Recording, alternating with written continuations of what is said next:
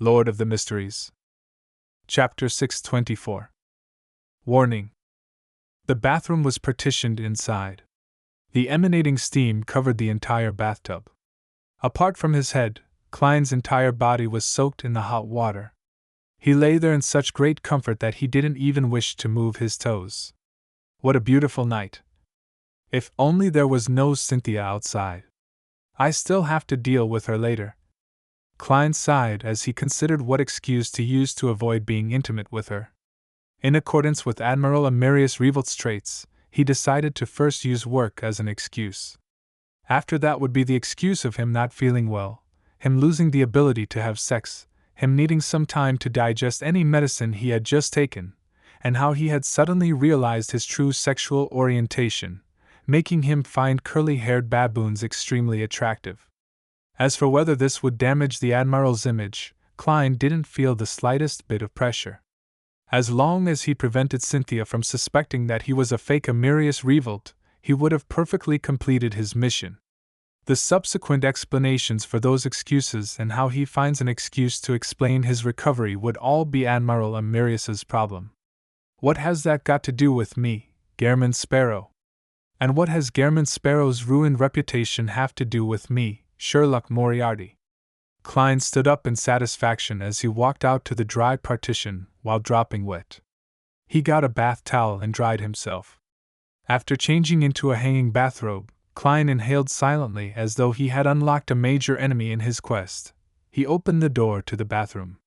Seeing the corridor empty, with only the light from the wall lamps on both sides illuminating the darkness, Klein felt slightly relieved and was no longer as tensed. This is almost the same feeling as challenging a pirate admiral.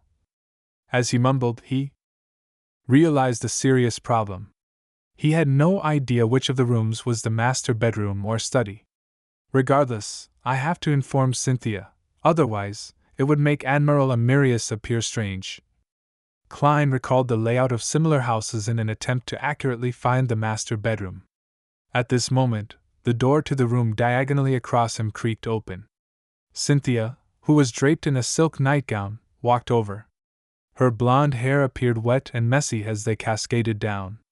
There were even a few strands of hair fluttering in front of her blue eyes and bright red lips. It hid the glow in her eyes as her lips were somewhat closed. She appeared extremely alluring under the dim environment. The neckline of the silk nightgown was very open, as snow-whiteness and a deep cleavage was reflected in Klein's eyes. Klein nearly raised his head to look at the ceiling to avoid the intense stimulation. Calm down, calm down. You are Amarius Revolt. Besides, you've seen a half-naked demoness before. Compared to an ailment maiden, this lady's charms are clearly insufficient. Wait, why am I thinking about demonesses? Who knows if they were formerly men or women? Klein maintained his gaze as he sized her up and down with a teasing tone. In that instant, he could sense that primal desire, but there was no response from his nether regions. This is the result of the temporary contract. In fact, Admiral Amarius didn't need to go through the trouble. Even if I have the urge, I'll be able to control myself. What kind of situation haven't I encountered before? Yes. Cynthia is a little different from what the records say. Isn't it said that she became Amarius's mistress about 1 to 2 years ago? With them not being able to meet each other most of the time, the Admiral has to coax her each time as she hadn't had her pent-up desires fulfilled? Why is she the one taking the initiative today? Does she find her standing as his mistress unstable, or has she been switched? Ever since Klein became a faceless, he felt that everyone was a fake. Cynthia's eyelids were lowered. The courage she had mustered disappeared bit by bit under Amarius's scrutiny. Her face was tainted with a horrified blush. She was embarrassed but also felt some pride. Then she heard him calmly instruct, "Help me prepare some coffee and place it in my study. I have many things to deal with tonight. You don't have to wait for me." Cynthia raised her head suddenly, her embarrassed blushing still present. She had momentarily failed to understand what Admiral Amarius had said. Klein secretly inhaled and went forward to hug her before kissing her gently on the forehead. "I'll spend lots of time with you in a few days." Such a response came from the provided information, but he had slightly changed the terms. To be frank, if not for him having some prior understanding, Klein would have definitely believed that Admiral Amirius would wear the same stoic face while spending time with his mistress, even when having sex. He looked stern in whatever he said and did. However, this demigod also had his gentle side when it came to his speech. He was just not that great at saying lovey-dovey words. This also made him understand something else. Many people could only be viewed from the surface, and it was impossible to imagine what they were like in private. For a faceless to pull off a true disguise, they had to do meticulous investigations and have ample comprehension of the target. This was just like how a magician never performed unprepared. Cynthia revealed a clear look of disappointment, but she quickly restrained those feelings as she smiled. "All right. Admiral, your nightgown is in the room. A bathrobe isn't suitable for handling matters. This is identical to the information. She's rather considerate and knows how to be understanding." Klein watched as Cynthia turned and entered the room. She pulled at the bell. As for him, he took this opportunity to take off his bathrobe and change into a dark red nightgown with trousers of the same color. Cynthia attentively opened the door to the study and tidied up the slightly messy desk. Later, she waited for the maidservant to finish making the coffee before personally taking it and delivering it by hand. During this process, Klein read the documents and information, acting as though he looked extremely professional. But in fact, he had little idea about the data and designs plans of ironclad warships and sail battleships. He was no different from an illiterate. In this domain, all he knew were carriers, air domination, the main cannon guns, and turrets. When he saw Cynthia silently leave and close the door behind her from the corner of his eye, Klein relaxed completely. He knew that he had finally survived the night. Inside the master bedroom, Cynthia pursed her lips as she took out the necklace under her pillow and tightly clasped the item resembling a black rhinoceros horn which was the length of a finger segment. She stood there and silently prayed, "O great mother tree of desire, please, make me more alluring, allowing Admiral Amirius to be even more mesmerized by me, so that he can gain extreme pleasure from me and bear me a child." Inside the quiet study, Klein flipped through the pile of documents placed in front of him. He followed the handling methods according to what the information indicated. He chose the simple ones and signed Amirius Revolt's name on them. The reason why he could mimic his signature was because Faceless allowed him to remember a target's unique traits, while Clown gave him the precise control needed. The complicated ones he couldn't understand had notes written with the following vibe: "Continue studying the matter." After busying himself until midnight, Klein reached out to cover his mouth and yawned slightly. "This won't do. I need to sleep. I have plenty of challenges tomorrow. I have to maintain sufficient strength and energy." Klein thought for a moment, and gave up the idea of returning to the master bedroom. He raised his right hand and pressed down on his half-closed eyes. He pulled them down and moved his eyes to his nose bridge.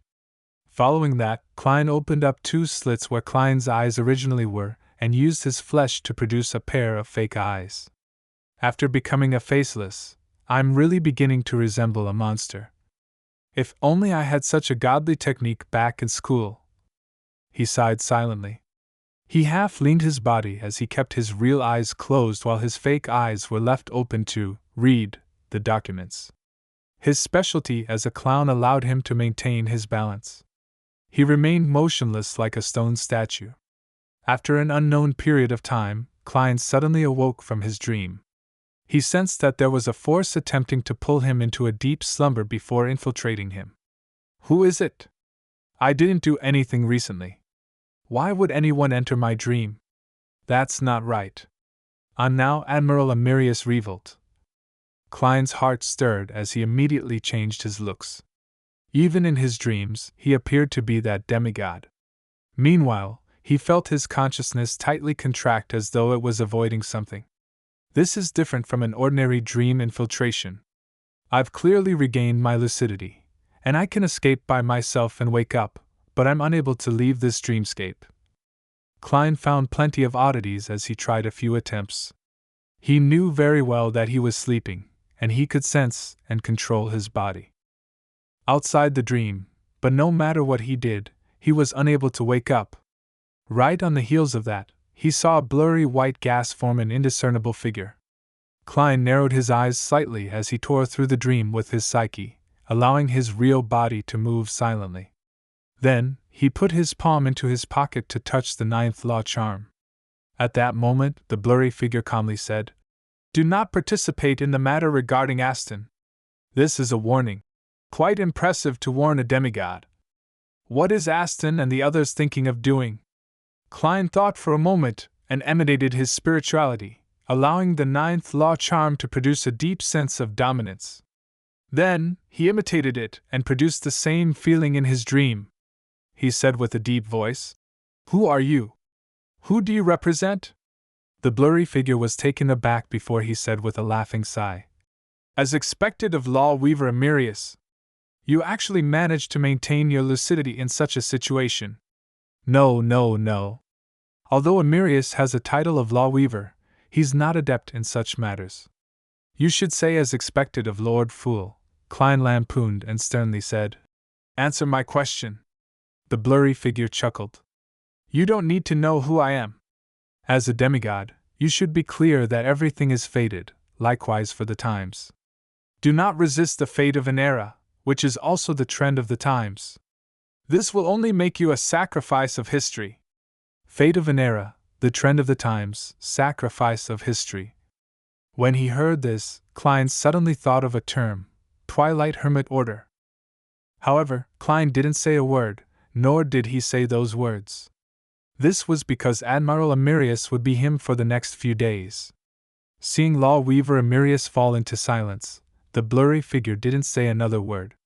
It turned into an emanating white gas before vanishing from the dream.